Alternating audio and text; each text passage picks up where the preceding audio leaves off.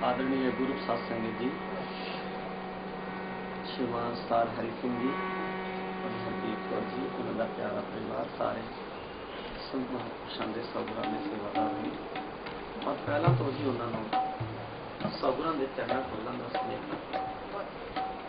डेरा सत सरवणदास जी सचखंड का नाम संत साधु स्वामी सरवणदास महाराज के नाम तो सुशोभित है। संत साधु स्वामी सरवणदास महाराज जी ने चरणों में जाना, सतगुरु महाराज जी के पवित्र चरण कमलों की सेवा करना और उन्होंने दसे हुए रास्ते से चलन का परिवार वालों हमेशा पुरुषार्थ चलता आ रहे हैं। और अज जो कि बेबी विष्णु कौर का परिवार वालों शादी का कार्यक्रम किया और इन्होंने कारणों के परिवार की एक उमंग सी, परिवार की एक चाह सी सतगुरु स्वामी गजनदास जी महाराज कुछ क्षणों वास्ते जरूर अपने मुबारक चरण साढ़े घर में रखें। ये बहुत ही दिली खाहा सी और बहुत सारे प्रोग्राम कुछ दिनों तो आज का समा इन्होंने दिनों में इन्ने ज़्यादा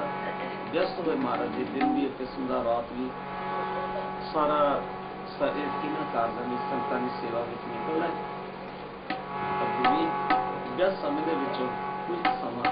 महाराज जी ने परिवार में रखा, परिवार के गृह विखे चढ़ पाए तो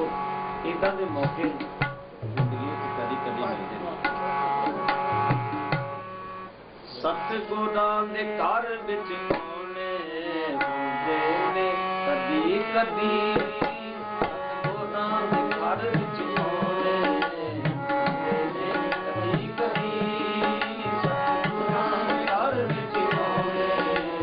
हुंदे ने कदी कदी, सतगुरां दे घर विच आउणे हुंदे ने कदी कदी,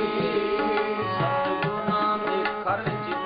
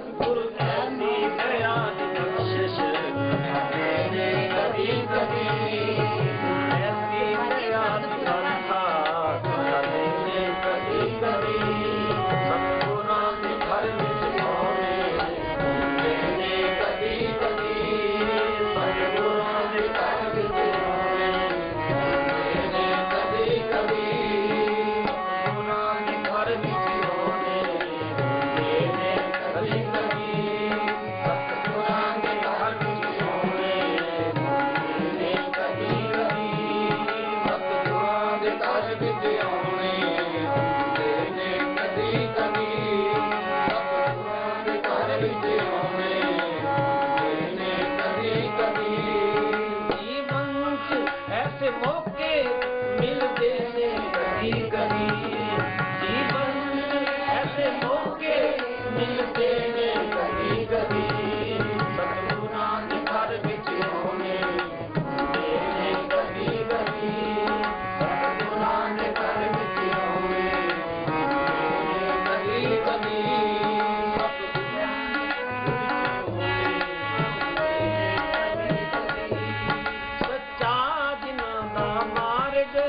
सच्ची जिन्हां दी करनी, सच्चा जिन्हां दा मार्ग, सच्ची जिन्हां दी करनी, सच्चा जिन्हां दा मार्ग, सच्ची जिन्हां दी करनी, सच्चा जिन्हां दा मार्ग, सच्ची जिन्हां दी करनी, ऐसे गुरां दी बाणी पापां दी मैल करनी, ऐसे गुरां दी बाणी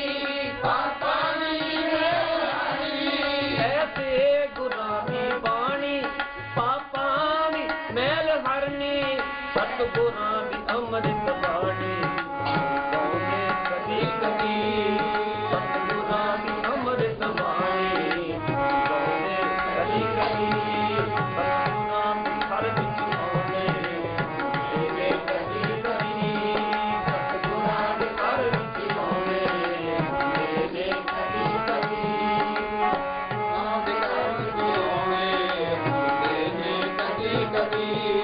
सतगुरां दे घर विच आउने मिलते कभी कभी, जीवन के ऐसे मौके मिलते हैं कभी कभी, जीवन के ऐसे मौके मिलते हैं कभी कभी, जीवन के ऐसे मौके मिलते हैं कभी कभी, सतगुरां दे घर विच होने मिलते हैं कभी कभी, सतगुरां दे घर विच होने कभी कभी, सतगुरां दे घर विच आउने मिलते कभी कभी, सतगुरां दे घर विच आउने मिलते कभी कभी,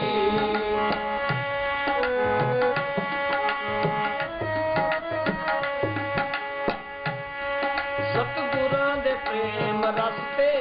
चलदे ने भागां वाले, सतगुरां दे प्रेम रस्ते